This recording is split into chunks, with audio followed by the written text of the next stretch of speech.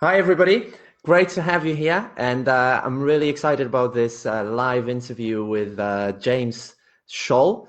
And we'll be talking today about why hiring non-native speakers makes perfect sense. So if you're kind of tired of seeing all these job ads for native speakers only, and if you're kind of wondering why so many recruiters want to hire native speakers only, you'll be really, really delighted with what James has to say because he's been trying to change his language school policies. He's a director of studies, and he's been trying to hire people based on their skills and qualifications rather than on the passport or the first language. So I'm really, really glad to have you here, James. Thanks for joining us. Yes. Well, thank you for welcoming me. Mhm. Yeah.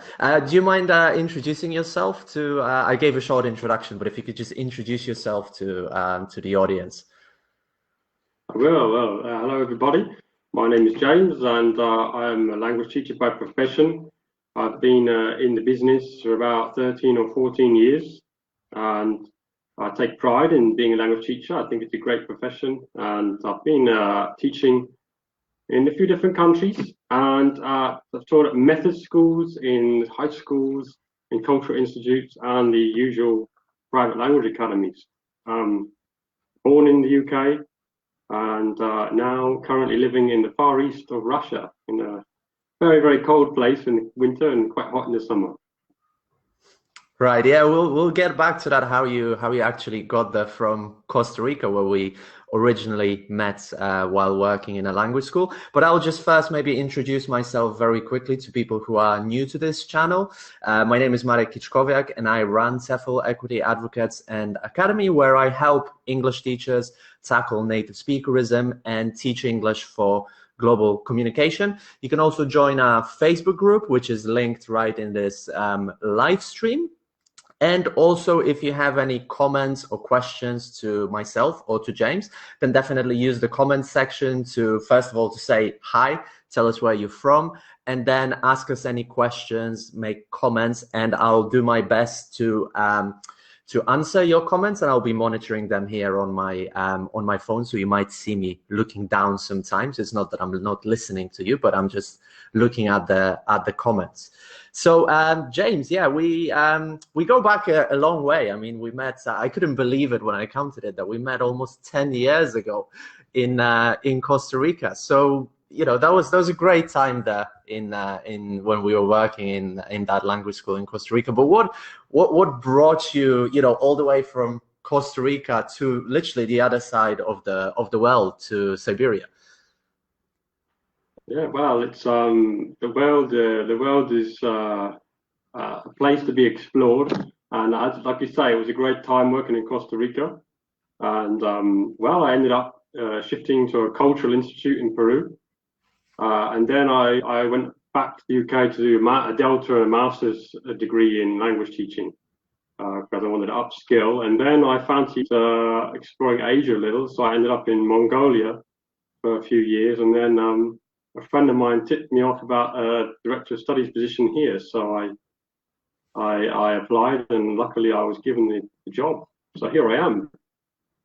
Right, it's very, very adventurous of you, James. So, Costa Rica, Mongolia, now Siberia. Where might be next? Well, God knows.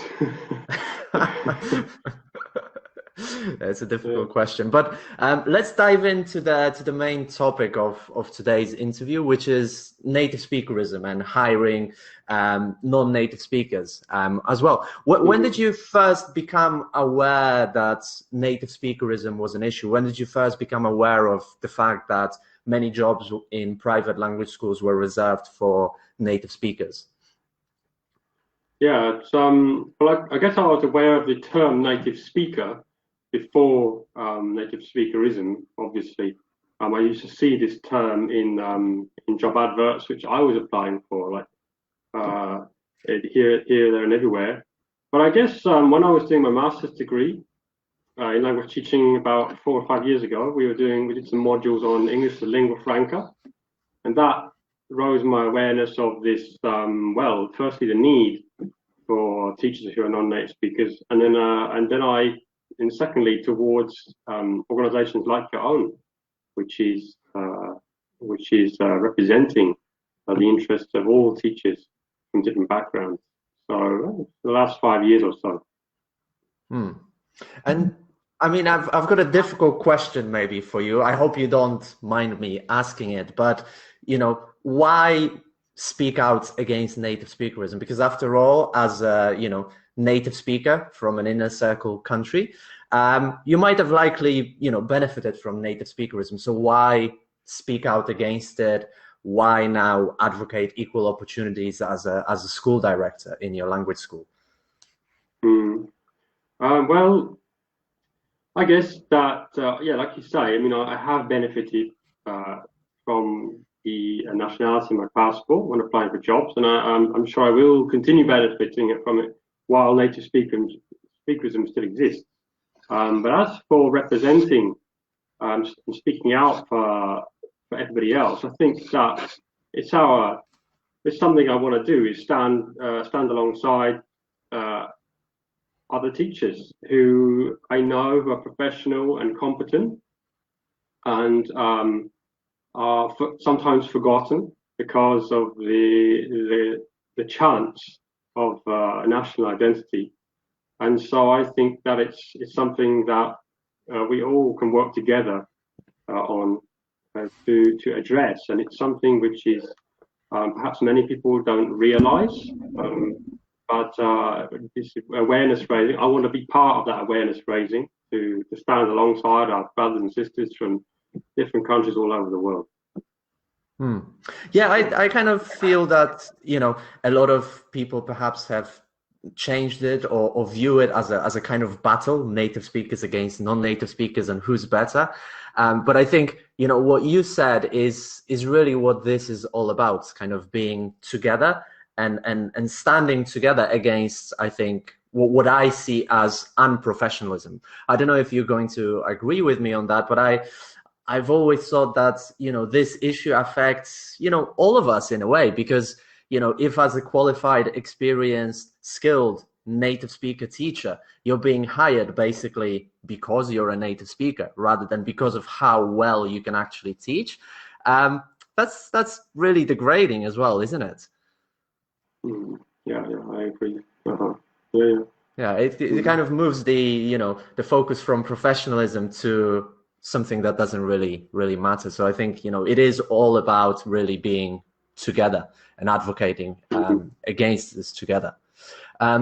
So now we touched upon that you're a director of studies now in a language school, so you're partly responsible for hiring. What was that language school's hiring policy like when you arrived there? Well, I think it was very much like many other language schools which exist today. There's obviously a pool of local teachers who work at school, and then perhaps more itinerant foreign teachers who come and go on for 1, 2, 3 years, very much like myself do in Costa Rica. So, I mean, that was the hiring policy was to let's say diversify the cultural background of the teachers by having some who are resident here on sort of a long-term basis, and having others who come from abroad, perhaps with a different view of teaching, a slightly different methodology, and different experiences and ideas to bring to the teaching team. And then that's where this foreign teacher hiring policy was set when I arrived. And obviously, as you know, the term in the advert was native speaker. So these foreign teachers, non-local teachers, they were understood basically to be native speakers. If you wanted to hire a foreign teacher, they had to be a native speaker. Is that what you're saying? As far as I know, I didn't have to be, but that's what the job advert stated. Therefore, the majority of the applications would probably be from native speakers because anyone else might be put off by the advert, thinking they were automatically disqualified by the passport. I am aware that there were a couple of non-native speaker teachers here before I arrived. So obviously some did make it, but obviously they must have applied to a job advert which said native speakers in the job description. So what did you decide to do when you arrived? Can you tell us a little bit more about sort of the changing in the ads and in the policy? Hmm. Yeah, so it was only after a year that I actually got involved in the recruitment process because I arrived after the first drive. So I had to look at the advert firstly and the sort of the protocol, interview questions, etc. And so when I noticed that it specified native speaking teachers, um, having been made aware of the issue of native speakerism from organisations like TEFL Equity, um, I I I spoke to my teammates, and we discussed the possibility of rewording the advert so it said expert users instead, just to open the door to those with different passports. Um, Hmm. just to get to draw on a wider range of applications. And they agreed. I explained the reasons why it was. I thought it was a good idea, and they agreed, and that's what we did. Hmm. So you didn't meet any resistance along the way when you were trying to change it? Well, not really. I mean, I guess mainly because I put forward the arguments, the logical arguments that there's not necessarily a big difference between someone with an Antarctican passport and someone with a you know British, Hmm. American, Canadian passport. Yeah. Yeah. So I'll get back to that thing because I wanted to comment on something, but I just wanted to remind people, if you're watching it live, definitely use the comments section to say hello. There's already a couple of people watching us, so hello Vivi, Najma, DK, and others, and definitely leave us a comment or a question as well for James. If you have one, we'll do our best to answer them now.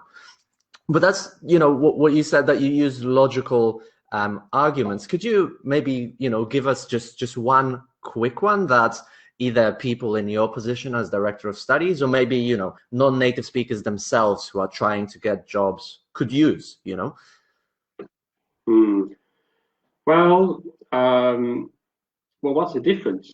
Um, what are the critical competencies would a teacher needs to have in order to effectively do their job? Obviously, knowledge of the target language is important. So, I mean, I guess that's where the native speaker terminology comes in, but also how to to explain concepts simply and how to build positive rapport with students. Um, Another factor is the very, very important is the company culture fit. Does this candidate, do their values, does their way of working fit our company value? Um, and also, will their skill set benefit the team? Are we missing someone with exam preparation experience, for example, or someone who's extremely talented at teaching Mm. very, very young learners? This is the kind of teacher we need. So there are Mm. a number of competencies which need to be considered, not only the proficiency in the first language. Mm. Yeah, I find that sometimes, we place so much emphasis on, teachers' proficiency, and, sometimes you hear in Facebook debates where people really laugh at, um, other English teachers who, I don't know, have a foreign accent or who maybe make a language mistake. But as you say, I mean, obviously you have to be proficient in the language, but there's so much more about teaching, right? I mean, if I just wanted somebody who's proficient in a language, I would do a language exchange, right? And just meet somebody for coffee and talk to them to improve but they're not a teacher, right? So I think that's a very, very good point. And one thing that's also very frequently mentioned, James, as a reason why, some schools might hire native speakers only is the demand from students, that clients Mhm. want native speakers, clients prefer native speakers. Therefore, since a language school is a private business, we have to hire native speakers, right? Mhm. Have you seen that in your school or maybe in other schools where you've worked? And if so, how are you planning to overcome it? Yeah, I mean that's something which I guess is it exists in the market demand. Let's say there are certain students who believe that um, the native speaker is better, and I guess that part of the reason why, I mean, there are a number of factors why. Perhaps one factor is because many English language textbooks are based on native speaker models. So in the audio text, perhaps in the pictures, in the cultural representations. And so a language learner who's used materials from books with the native speaker models begins to think that these people are the most competent in the language, and therefore the best teachers must also uh, be from these countries. I guess that's one factor. Another factor, perhaps, is that historically, perhaps the local teachers haven't had the same proficiency level as someone from the country. For example, in Mongolia, when I taught in a high school there were a couple of teachers who I met from the country, not where I was working, but who had elementary or pre-intermediate proficiency, and they had to teach levels above their proficiency. Sometimes the students had a higher proficiency than the teacher. So these are the kind of factors which perhaps have propagated the belief in the native speaker is best. But obviously, we know now that many teachers like yourself and the many others I've met do not have English as a first language, but are highly proficient, highly professional, competent teachers. And these are the people who suffer from this the misconception of native speakers. Yeah. Did that answer your question? I might have gone off the Yeah. topic. No, you did. You did. I think, just to recap, the two reasons that you gave why some students might prefer native speakers is how we've kind of packaged the language, right? That we've kind of sold it a little bit as the property of those perceived as native speakers in terms of the language models, what's presented in books and so on. And then also perhaps a lower proficiency of English teachers in some countries. I think inevitably all human beings, unfortunately, unconsciously, are prone to stereotype people and bracket people, and then they might have one bad experience with, say, a non-native speaker teacher, and then they kind of extrapolate that to all non-native speakers, right? And then say, oh, okay, this teacher wasn't good, so probably all non-native speakers are not good. But we have to do our best to kind of overcome these stereotypes. That's right. That's how prejudice works, isn't it? Yeah, Mm. yeah, yeah. And in terms of, I mean, because you mentioned that we know that basically being a native or a non-native speaker doesn't matter. As a in your role now as a school director, I imagine you can see the performance of students, I suppose, or their feedback as well on their classes. Have you noticed any difference, for example, in language improvement, depending on whether the student has classes with a native or a non-native speaker? Well, I mean, I personally haven't. Hmm. Um, it's if all things are equal, that is, if you take one teacher who has a passport from an English speaking country and one from another, and they both have a similar level of teaching competence and professional development, then I have never experienced or seen any difference in that. No, I haven't. Hmm. Hmm. Yeah, and we've got an interesting question here from Vivi on Facebook. Perhaps we can answer it now.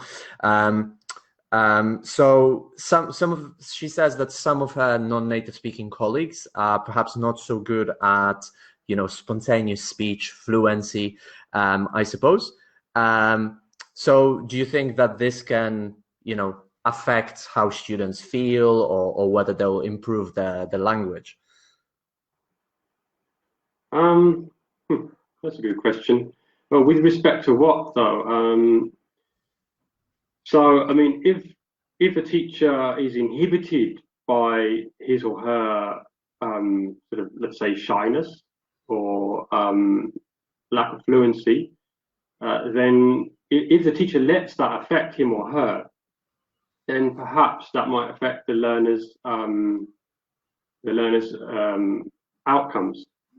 But I mean, to be honest, I think this whole topic surrounds the concept of disability in language teaching. I mean, I don't know if that's the correct term, but for example, my hearing is substandard, and I have hearing difficulties. So when I'm teaching, I often mishear words, and when I'm transcribing language for error correction, I actually write the wrong words. Occasionally, not always, and it affect this is a teacher disability. But I have a strategy to cope with it. I try to tell my students that I have a hearing disability, and I work on strategies to cope with it. For example, by asking peers to correct one another rather than relying on my own hearing. So therefore, when we go back to this teacher who perhaps is a little reticent or not so fluent, if the teacher sees that as a kind of disability, or you can see it as an opportunity, how could this teacher employ strategies to make sure his or her learners do learn and go beyond her expectations? But there's the case of finding a strategy to work around it, in my opinion. Yeah, or also, in the case of skills that can be developed, be it fluency or, your knowledge of grammar, language awareness, whatever else it is, you can also, I think, try and focus on developing it. And perhaps it's also important to remember that, if your proficiency as a non-native speaker is lower, this doesn't mean A, that the proficiency of all non-native speakers is low, and B, it doesn't mean that you can't tackle this issue. You surely can. You just need to work on it. It's like, there are some native speakers who, especially newly qualified ones, who might have little language awareness, right? But this doesn't mean that they shouldn't work on it. And it also doesn't mean that all native speakers, have little language awareness. That's obviously nuts. So I think we have to make that distinction. And perhaps what we mentioned at the beginning, James, that we have to make this whole discussion about skills and qualities and how that potential candidate fits or does not fit into your school. What do they bring to the table? What skills and qualities, right? So now, what's getting to that, the main topic as well, or the main question of this live interview, which is why hiring non-native speakers makes perfect sense. What benefits do you see as a director of studies to hire teachers basically based on merit rather than their first language? Because I imagine, I've spoken to a lot of school directors, and while they kind of agree that yes, it's wrong to discriminate against people, but we have to do it because we're worried that we're going to lose our clients, we're worried that we'll lose our business. They're worried about many things. So whereas you don't seem to be worried. So what kind of advantages, I suppose, or benefits do you see of this new policy that you've employed? Well, obviously, I do acknowledge that it could be problematic for certain companies if they have built up their entire reputation based on having the native speakers, and that the client expectations are entirely based on this. But obviously, as we said before, that can be changed. That's another matter. I mean, from my thinking is that what goes back down to the key objective of hiring. What kind of teacher do you need in order to teach language at a school? What are the critical competencies which the teacher needs to have? Language proficiency, pedagogic content knowledge. Well, my mind's gone blank. Positive attitude, positive work mentality, high motivation to professionally develop, good team working skills, etc. So once the objective has been clarified, and you open the doors to all teachers with all different kinds of passports,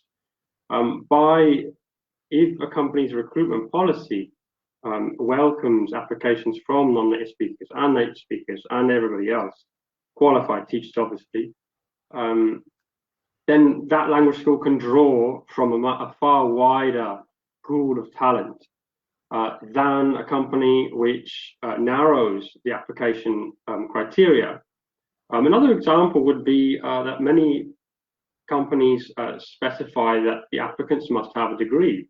And this is something similar, in my opinion, to stating native speakers only. I mean, arguably, an applicant with a degree in astronomy, for example, or an applicant with a degree in molecular biology or ancient history, I mean, will that degree really help them to teach language effectively? Will it help them to manage a class of tired children who are running amok after some kind of game? Will it help them deal with their parents who are stressed and worried about their child's progress? Will it help them to explain an extremely complicated grammar point in very simple terms to students who are under high pressure to pass a state exam? I mean, these are questions we have to ask ourselves as recruiters. So my point is that, yeah, what we want to be doing is focusing on the goal of recruitment, which is to get highly professional, proficient teachers who will fit our company culture and do a great job and work well with our team and ultimately deliver a high quality of service, which will result in good word of mouth publicity and more business. Yeah, yeah. I guess you're not the only recruiter, as you might know. I've done a study on recruiters' perceptions of hiring native and non-native speaker teachers, and a lot of recruiters who have been successful at kind of opening up the applications to basically everybody who fits their profile have said that it's actually benefited them because they haven't lost clients. They might have lost one or two. There is this tiny percentage of people, might be 1% of your clients, who are kind of unless they get a teacher from Britain, they're not going to study in that school. But by having very highly qualified teachers, they've actually managed to expand their business because students keep on coming back and they bring their friends because their English improves so much. And another, I think, really nice aspect is that you've got this whole international experience, don't you? Like, when we were in Costa Rica, for example, there were teachers from all around the world, remember teachers from Germany, myself from Poland, from England, the US. And I thought as a teacher, that was very enriching as well, because we could share different experiences, perspectives, and I'm sure for many students, this would have been very enriching as well, to be able to interact in these intercultural environments, But we've got a very interesting question here as well from Ruth, who's a non-native speaker, but she teaches in Australia. So she's a bit worried, about having a foreign accent, or she doesn't feel secure about her pronunciation, and teaching in Australia, she feels that this is holding her back, despite the fact that the school doesn't have anything against that, but it's something more personal. What's your take on that as a director of studies, I suppose? Well, thanks for the question. I think, I'm not an expert on these matters, but from my understanding that the number one need of language learners in this day and age is to be able to effectively communicate with people from all over the world. English is lingua franca, as otherwise known. So I would imagine that, Ruth, your students will benefit from having you and your unique accent teaching them, because they may well encounter people with your accent or similar accents when they go abroad and meet people from international backgrounds, and so it's so very important for there to be diversity of accent in the teaching community, because this benefits our students' ability to communicate in international context, which is the priority in our teaching nowadays. Yeah, and one thing to add to that as well is that there is really no evidence that students' pronunciation will improve more if they have a native speaker teacher in class, everything else being equal. So there's an interesting study that was conducted several years ago, also not in Australia, but in the US, which is a similar setting, right? And what the researchers did was to have two teachers with very similar comparable experience. You know, one was a non-native speaker who was actually chosen because they had a distinct foreign accent, and then, you know, a US citizen who spoke with standard American English. They used the same syllabus, more or less the same number of hours in the classroom and so on, to control for the other possible variables. And the outcome was that, you know, there was actually, unfortunately, there was little pronunciation improvement in both groups. And there were no significant differences between the two groups. So I think, you know, my message to any non-native speakers who worry about having a foreign accent, I'd say that it doesn't really matter. I think as a teacher, you should be able to pronounce the sounds that you need to teach, right? Or the features that you need to teach. You should be able to pronounce them to your students. Whether you do that with an English accent or a Polish accent, I don't think that matters. But similarly, as with the grammar, I mean, if you're teaching a grammar aspect, you need to be able to explain it and model it to your students, right? But whether, you know, you have a foreign accent, that does not matter at all. So just to finish this discussion off, James, I've got one last question that I wanted to ask you. Perhaps there are some, you know, recruiters who will be watching us, or people who are hiring teachers. And you've already mentioned, you know, the benefits of hiring non-native speaker teachers, but what advice would you give to other school directors who are maybe planning this switch? If you could give maybe, you know, one most important thing in your opinion that, you know, they should consider when making the switch from hiring native speakers to hiring people based on skills and qualifications. Yeah. I can only comment as director of studies. I mean, obviously, I work in a team with some fantastic employees here in Siberia, and they're very much more aware of the market conditions and advertising considerations, and also financial constraints.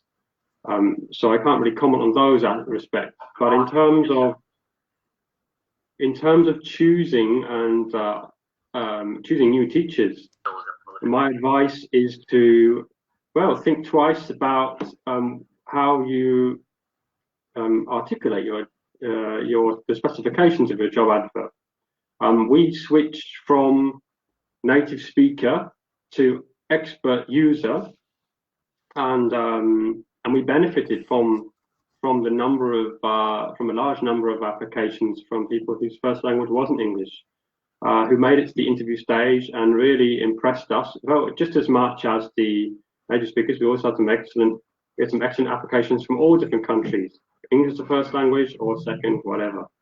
But the point is that just by switching the wording in your advert, you're welcoming or opening yourself up to a lot of people who might at first think twice about applying to your school.